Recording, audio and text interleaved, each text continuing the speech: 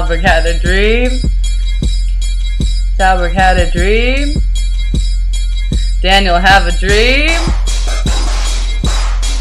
First you gotta know your trigonometry, then you gotta get all your identities, quotient and reciprocal. So now you see and Pythagorean, now it's an easy.